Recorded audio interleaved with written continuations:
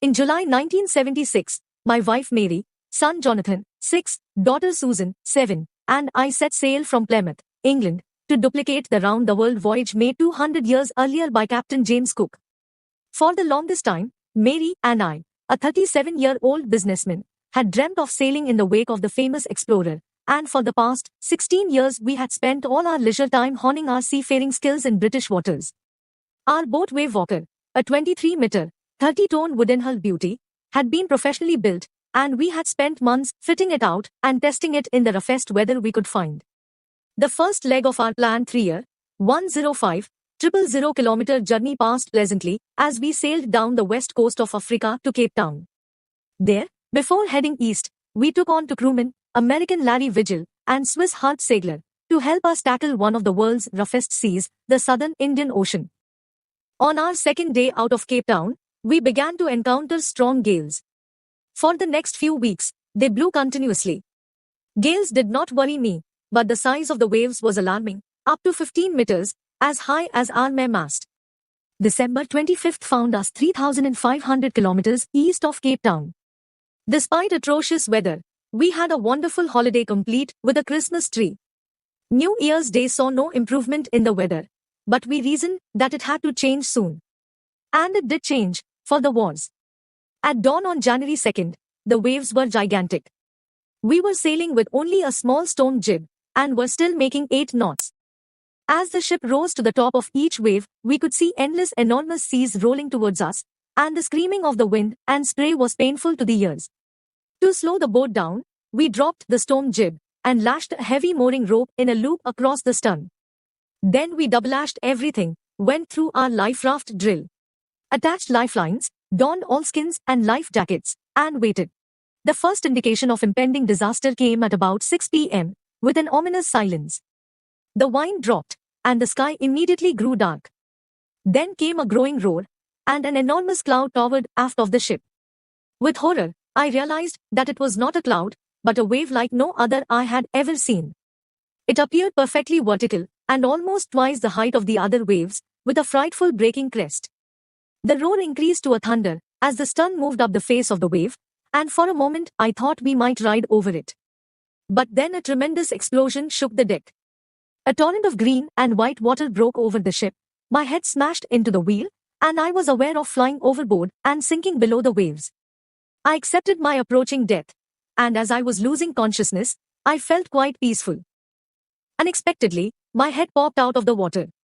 A few meters away, Wave Walker was near capsizing, her masts almost horizontal.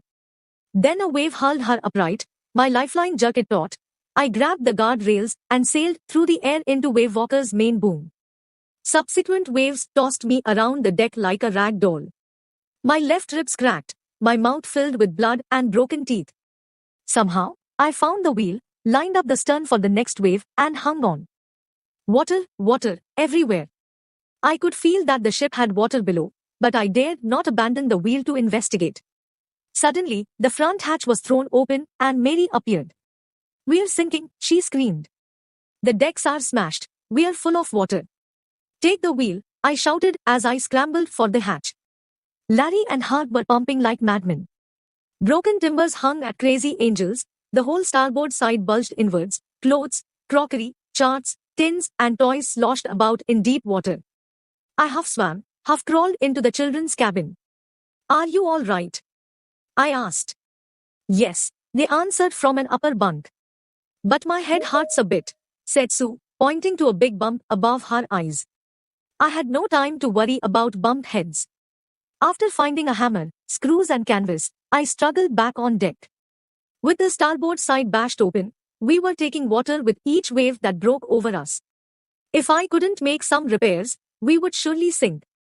Somehow I managed to stretch canvas and secure waterproof hatch covers across the gaping holes.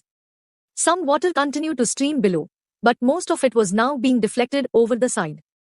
More problems arose when our hand pumps started to block up, with the debris floating around the cabins, and the electric pump short-circuited.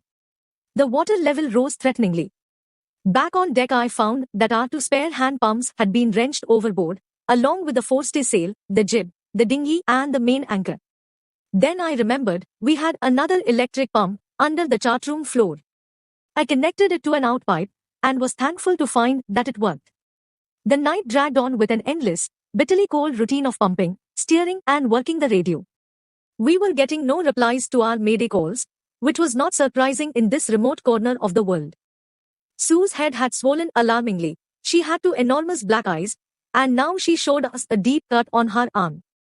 When I asked why she hadn't made more of her injuries before this, she replied, "I didn't want to worry you when you were trying to save us all." By morning on January 3rd, the pumps had the water level sufficiently under control for us to take 2 hours rest in rotation. But we still had a tremendous leak somewhere below the waterline, and on checking, I found that nearly all the boat's main rib frames were smashed down to the keel. In fact, there was nothing holding up a whole section of the starboard hull except a few cupboard partitions. We had survived for 15 hours since the wave hit, but Wave Walker wouldn't hold together long enough for us to reach Australia. I checked our charts and calculated that there were 2 small islands a few hundred kilometers to the east. One of them, Ile Amsterdam, was a French scientific base. Our only hope was to reach these pinpricks in the vast ocean. But unless the wind and seas abated so we could hoist sail, our chances would be slim indeed. The great wave had put our auxiliary engine out of action. On January 4th, after 36 hours of continuous pumping, we reached the last few centimeters of water. Now, we had only to keep pace with the water still coming in. We could not set any sail on the mainmast.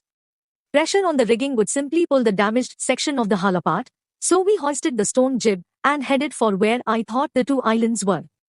Mary found some corned beef and cracker biscuits, and we ate our first meal in almost 2 days. But our respite was short-lived. At 4 p.m. black clouds began building up behind us. Within the hour the wind was back to 40 knots and the seas were getting higher. The weather continued to deteriorate throughout the night, and by dawn on January 5th, our situation was again desperate. When I went in to comfort the children, John asked, "Daddy, are we going to die?" I tried to assure him that we could make it.